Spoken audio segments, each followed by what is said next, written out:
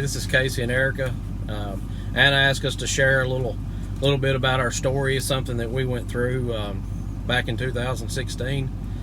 You know, we face trials and things that we have to go through in our lives all the time, and God is definitely still in the miracle business. He's doing miracles every day, regardless of what we're seeing on television or in the media or all the stuff with this pandemic. God is still in control, and He is taking care of us minute after minute.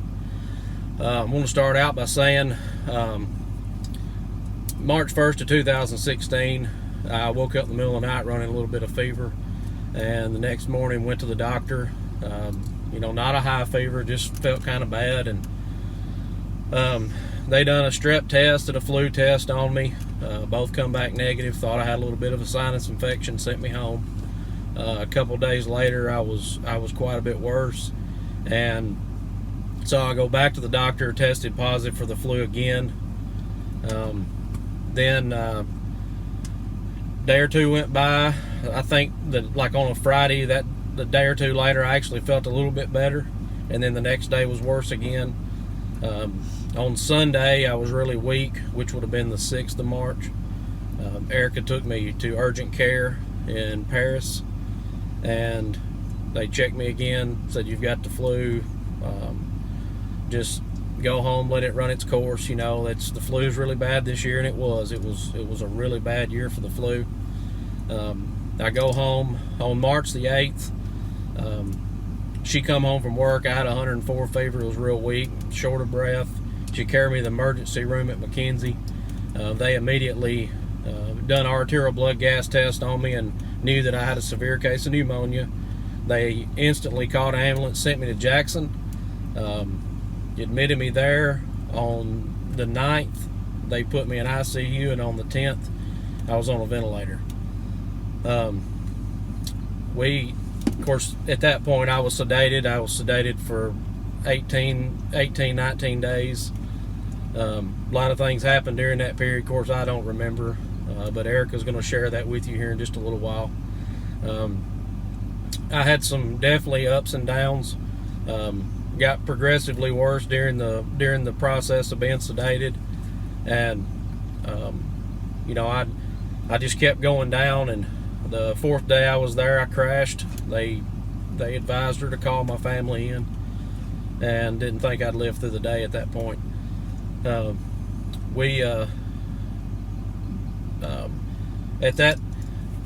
that 4th day that I was there, that I crashed, my body was swelling really bad. My heart rate was extremely high. My blood pressure was high. They had cooling blankets on me. Couldn't get my fever down. Of course, you know, I was sedated and wasn't supposed to know anything's going on. But at some point, I woke up enough to write choking fix on a dry erase board because I knew that I was drowning. My body was filling up with fluid. I couldn't breathe. Even with the vent on the ventilator, I couldn't breathe. My pulmonary doctor, luckily, wouldn't let them put me on a ECMO. Yeah, that's right, ECMO. And he said, "I want to try one last ditch effort to get the fluid off of him." They went to flipping me back and forth. Of course, I was on all kind of medication. In 2 hours, 7 liters of fluid come off my body, and I began to relax a little bit at that point. Had a lot of ups and downs through the process. I'd get a little bit better, and I'd get a little worse. And as I progressed on, I was 100% on the ventilator, and at that point, they knew that I was getting over the H1N1, which is the reason that I actually was there. I didn't share that part earlier, but the H1N1, which is a respiratory flu, very uncommon for people to get compared to everything else. But I caught it somehow. I don't know how. As I began to get over that part of it, my lungs I was still not breathing on my own at all. They started the process of maybe putting me on a lung transplant list because they didn't think my lungs would heal. And by the grace of God, I started breathing a little bit on my own. I'd get a little better and I'd get a little worse, and then before too long, I was breathing I was getting progressively better and started breathing on my own. They had to start weaning me off the ventilator. On March the 29th, I woke up from sedation, and of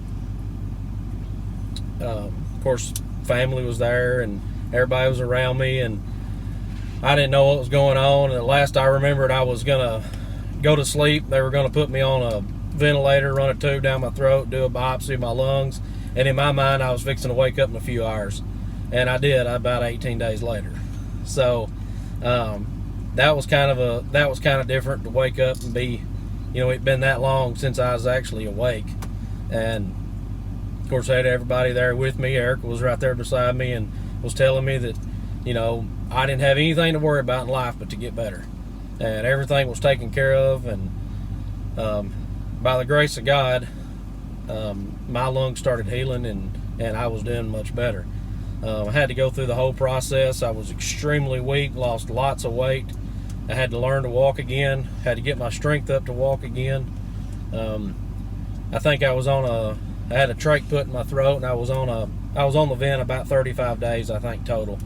And got to go to a room, started doing therapy and all that stuff each day, trying to get my strength back up. And right before I was going to get to go home, I collapsed one of my lungs, and they put a chest tube in. A couple days later, thought everything looked good. They sent me to Cane Creek to rehab, to do inpatient, which I was not happy about doing. But I did need it. No doubt I needed it. Well, I was at Cane Creek 2 days. My lung collapsed again. They sent me back to Jackson for 6 more days. I continued therapy at that point. Something I'd like to share with you is one of my pulmonary doctors, I had 2 or 3 there that was a team, and she told me, she said, in 27 years, I've never seen anybody's lungs as bad as yours that ever healed. And, that's what she does every single day. And the only reason my lungs healed is because God wanted my lungs to heal. And He healed my lungs. And in July of 16, I passed a lung function test, to the point that my pulmonary doctor told me that if I trained hard and I wanted to, I could run marathons. That's how good my lungs had healed. God's working miracles in us every day. It's not just me. Hey, look around. I mean, He is doing miracles in our lives daily. It don't have to be what I went through or what somebody else goes through. He is with you all the time. He is always working in your life, and He is always there when you need Him, no matter what. I'd like for Erica to share her take on the whole process. A lot of the things that I know was things that I was told. She was actually awake living this whole process. So at the time, our kids were 4. Aniston was 4, and Ashton was a little over 6 months. And so I had just been back to work for a couple of months at that point. Like Casey said, he got really sick very quickly, and the fact that he couldn't even, I had to get your dad to help you to the car to take him to the ER. I just knew it was bad. On the way to the ER, I prayed, God, tell me if I need to take him to Paris or McKenzie. Help me make these decisions. And He led us to McKenzie ER, which is sadly no longer there. And like he said, they immediately sent him to Jackson. And I knew at that point, everybody that knows me knows I'm a planner, and like to plan ahead and plan things and have schedules. And I knew at that point that this was not good, and I knew that this wasn't going to be a just quick hospital experience. So when he was en route headed to Jackson, I went home and packed the kids up and took them to my parents' house. I was nursing Ashton at the time, so I had to pack all my stuff for that, so that I could pump while we were there. And just 1,000 things were running through my head. Just as a mom, I've never left my kids that young. I had never been away from Ashton at that point, and I knew it was going to be a long transition. The drive to Jackson was the longest drive I ever remember taking. And I actually, while Casey was in the hospital, I had journaled each day so that I wouldn't forget things, and he could, read them and kind of see what all was going on each day. So before we did this video, I actually pulled the journal out and read it and remembered some things that I just didn't remember off the top of my head. And I'd written in there, like, that was the longest drive of my life. But the whole way there, I just had this, like, God gave me this comfort that things were going to be okay, but that it was going to be a long experience. And we weren't there very long. Like, you got a room quickly. Well, that late night, early morning that day. But then within less than 24 hours, you were already in the ICU. Early the next morning of the 9th, I was in ICU. Then, we had to make, within a couple of days, we had to make a decision to voluntarily put him on a ventilator or do it in an emergency situation. Just lots of things that I had to make decisions on that Casey wasn't really, like, in a place where he could even have a conversation about it. And that's something that's different, too, is that we always talk about these things. I'm usually not on my own making decisions. He is my best friend. And so it was just like a part of me was gone. And I do feel like in this experience, God was trying to teach me that I need to not rely on everybody else in my life, and I need to rely on Him, that He's going to fill those needs. But I relied on Casey for a lot of things that, I should have relied on God for, Him to meet my needs rather than God. So we always talk about the bad Saturday, which is actually now the best Saturday, really.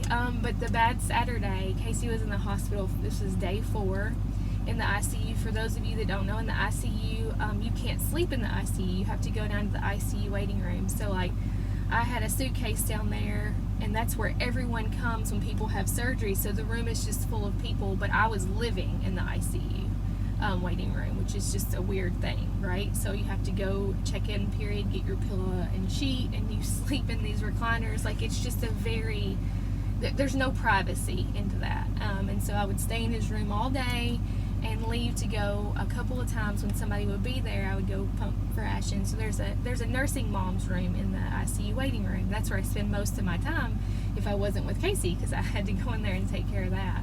And I was the only one that ever used it. It was just a pretty good sized room, honestly, with a chair and a table in it, and a little changing table. So I'd been in there several times. So the day that, the bad Saturday that we talked about, Casey's sister Jenny and her husband Kurt, which Kurt and Casey were best friends before Jenny and Kurt were together. So the relationship there is just really, really strong. So it was us 3 in the room, and then you had written that on the board, like choking fix, and he was very uncomfortable, and all of a sudden all the machines in the room just start going off, like all of them.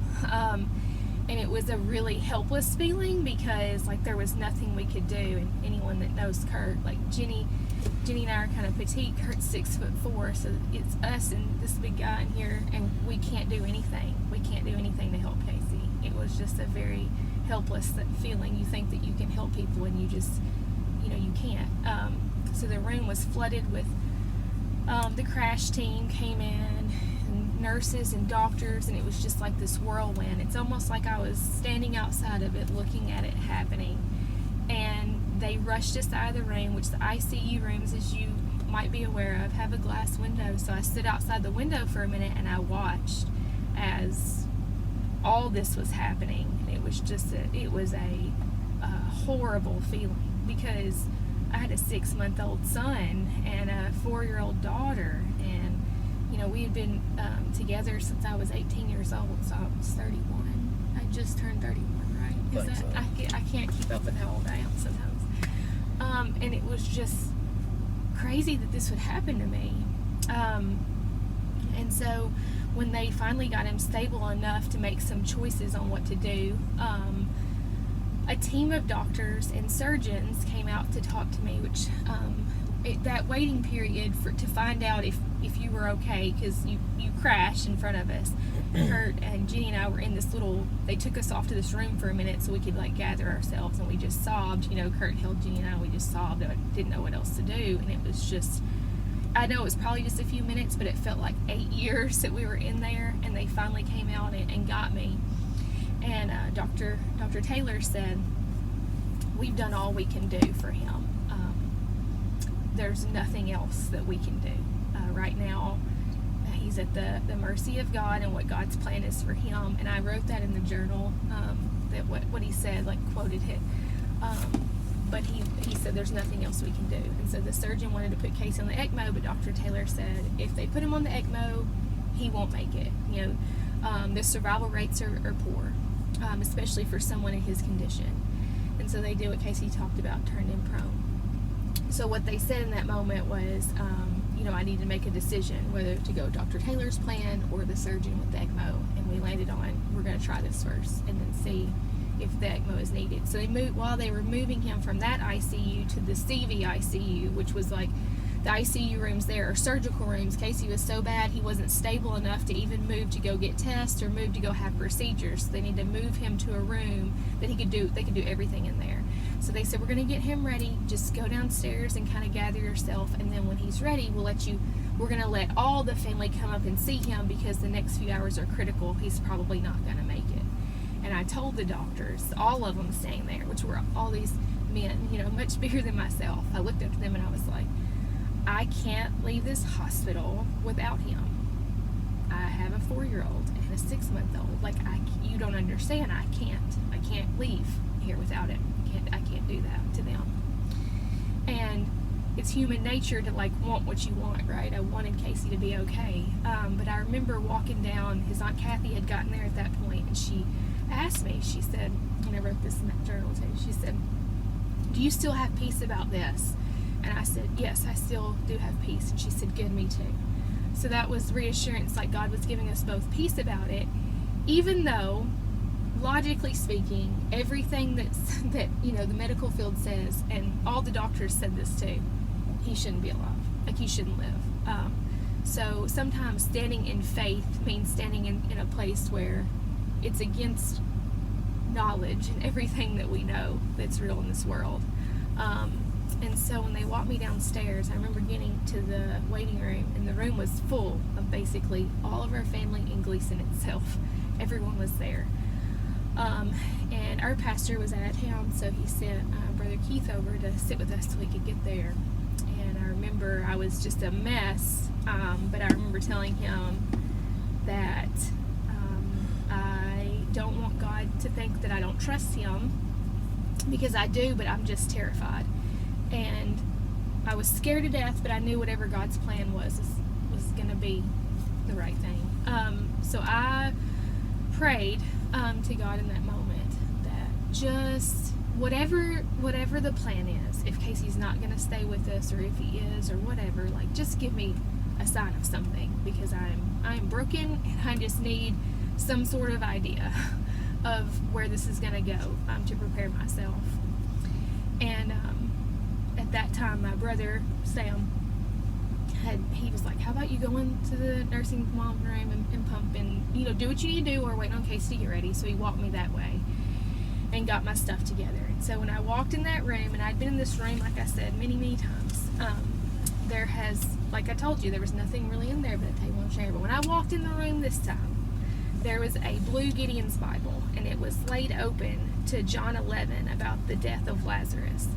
And if you remember that story, Jesus raised Lazarus on the 4th day, and that was Casey's 4th day in the hospital.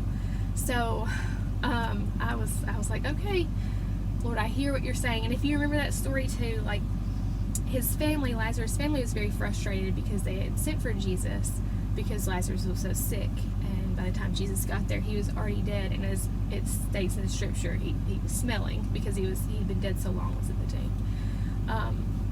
I felt like that was a sign from God, like, although you did not look like you were with us, and everything in the medical field says you weren't going to live, God had a plan. And so I was just going to trust that and walk in faith. I think that's one of the big things that we both got from this situation, is regardless of what we're faced with in life, like, whatever God's plan is God's plan. It's far better than ours. And if I can trust him in walking in something like that, I can trust him in anything.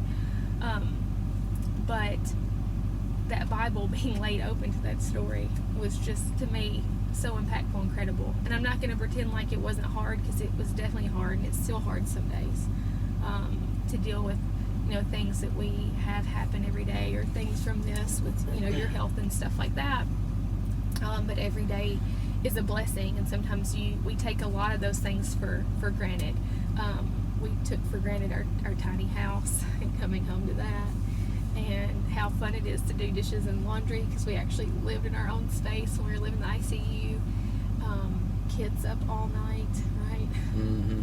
Not sleeping, like all those things are just, they're blessings. I feel like everything that you can look at in life, you can either make the choice that it's to see it as a blessing, or to see it as a stressor, something really stressful. So, but I met a lot of people while I was there too. A lot of incredible doctors and nurses that had very strong faith, that checked on Casey. Some of them came to the hospital on their days off to check on Casey. When I speak of character about people, it's so strong. Our community and our church family and our own family, like the support is incredible. And community, and that's one thing I talk about at Dragonfly, community is so important. And to share that with everyone that you encounter and walk with every day. So that's all I have. I wanted to share, just something that hit me while we were doing this, and I've told the story lots of times, and I kind of, these things right here are not easy for me to do this on Facebook or to make a video, or I'm a lot better at doing this, sharing it with somebody, out looking at property or out doing this or that or whatever we're doing. And but I share this story with a lot of people because, Christian or not, you need to hear things like this all the time. It helps it keeps us grounded. It helps remind us of what God's doing for us in our life. And I remember going in the ER, and I tell this a lot because it's kind of funny, but it's the truth. So I'm laying in the ER on the 8th in Jackson, and the guy says, you got a bad case of pneumonia. You'll be here 4 or 5 days, and we'll give you a lot of medicine, and you'll be okay, and you'll be back home. And I looked at him and said, I don't have 4 or 5 days.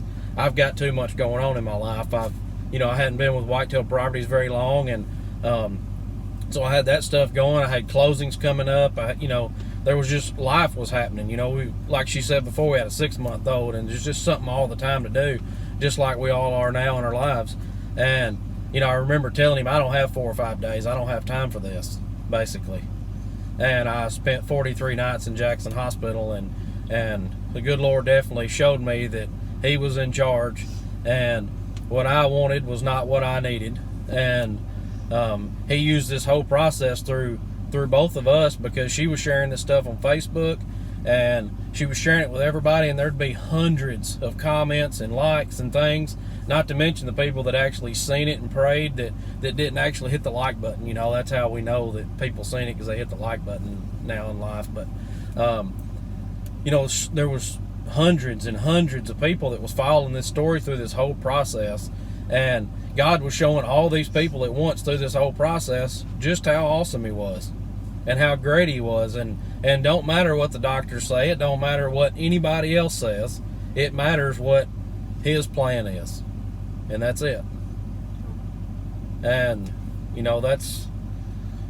I'd have never thought in a million years, when I went to bed the night before that I woke up with a fever, that was fixing to be a huge part of my life. And it just happens. So keep that in mind, and keep God first in your life with everything you do. And I found it inconvenient that you had the flu, because I think I posted that too. Like, I wish the flu would leave my house. I found it very inconvenient. Yeah. I had no inconvenience, did I? Until we're living in the hospital for almost 2 months. Thanks for letting us share our story with you, and I hope if it helps anybody, it was all worth it. And if anybody's got any questions or anything for us, you know where to find us. And share your experiences with other people too, and how God blesses you. That's right. Some people think that, my story isn't as big or impactful as somebody else's, but it's not a comparison, because God's power and miracles run across the board, so it's not really like a measure of which is greater than another. So never stop sharing His love with other people. All right, thank you.